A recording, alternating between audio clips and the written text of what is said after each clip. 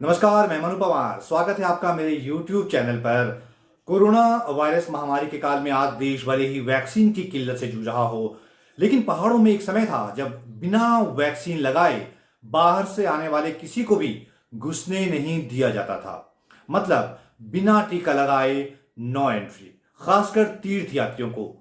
आज की ही तरह तब भी एक भीषण महामारी फैली थी जिससे निपटने के लिए मुफ्त टीके का इंतजाम किया गया था। क्या है वो पूरा किस्सा और तब महामारी पर काबू कैसे पाया गया? इस वीडियो में मैं आज आपको यही बताने जा रहा हूं।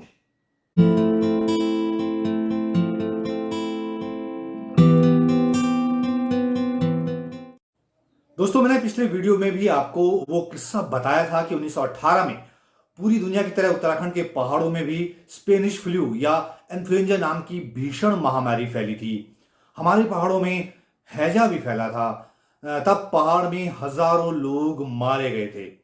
इस पर बनाए मेरे पिछले वीडियो का लिंक आप नीचे डिस्क्रिप्शन बॉक्स में देख सकते हैं अभी भी।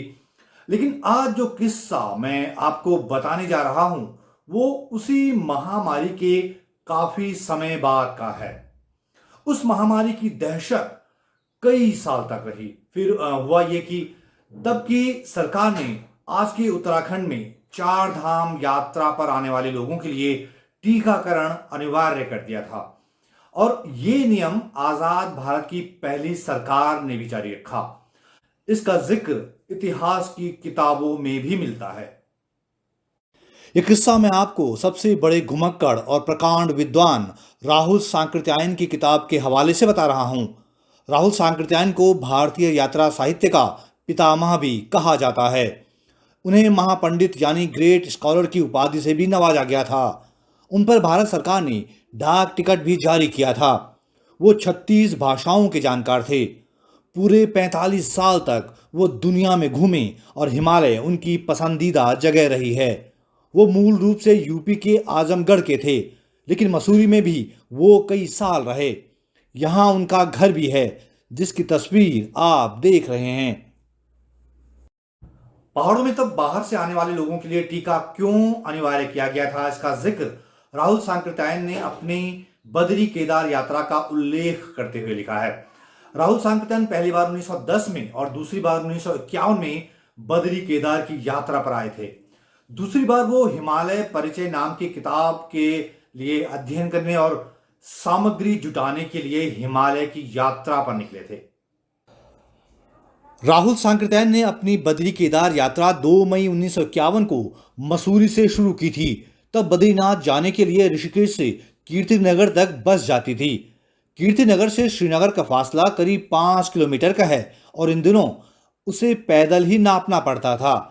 श्रीनगर पहुंचकर ही बद्रीनाथ जाने के लिए मोटर मिल सकती थी।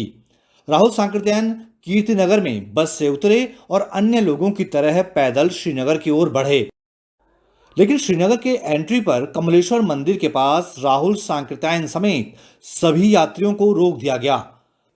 राहुल सांकृत्यायन ने अपनी किताब हिमालय परिचय भाग 1 में लिखा है, कमलेश्वर के दर्शन करके हम श्रीनगर के पास पहुंचे तो सड़क पर लकड़ी रखकर रास्ता बंद किया हुआ था। हैजे का टीका लगाए बिना किसी को आगे बढ़ने की इजाजत नहीं थी। मसूरी में 2 दिन हमने जाकर टीका लगवाया था और प्रमाण पत्र साथ लाए थे, लेकिन यहां ढूंढने पर वो हाथ नहीं आया। अब फिर तीसरी बार टीका लगवाने के सिवाय कोई चारा नहीं था। तो इससे आप अंदाजा लगा सकते हैं कि उस समय पहाड़ों में हैजा नाम की महामारी की कितनी दहशत थी। महापंडित राहुल सांकृत्यायन को श्रीनगर गढ़वाल में टीका लगवाना पड़ा, तब जाकर उन्हें बद्री केदार की यात्रा पर आगे जाने दिया गया। ये 1951 का किस्सा है। इससे यह भी पता चलता है कि तब महामारी को किस तरह से कंट्रोल किया गया। अच्छा, जिस दौर का जिक्र राहुल सांकृत्यायन ने किया है ना, उस समय ऋषिकेश से बद्री केदार के लिए मोटर मार्ग बन चुका था, लेकिन तीर्थ यात्रियों के दस्ते ऋषिकेश से पैदल यात्रा भी किया करते थे। इनमें से ज्यादातर लोग वो होते थे जो कि मोटर का किराया चुकाने में असमर्थ होते थे। तो ऋषिकेश से आगे जो आने वाला वो जो पैदल रास्ता है वो श्रीनगर गढ़वाल में ही मिलता था। और जैसा राहुल सांकृत्यायन ने भी अपनी किताब में लिखा है। यहीं पर उन दिनों सभी यात्रियों को मुफ्त में हैजे का टीका लगाया जाता था। दरअसल हैजा नाम की महामारी ने तब पहाड़ों पर बहुत कहर बरपाया था।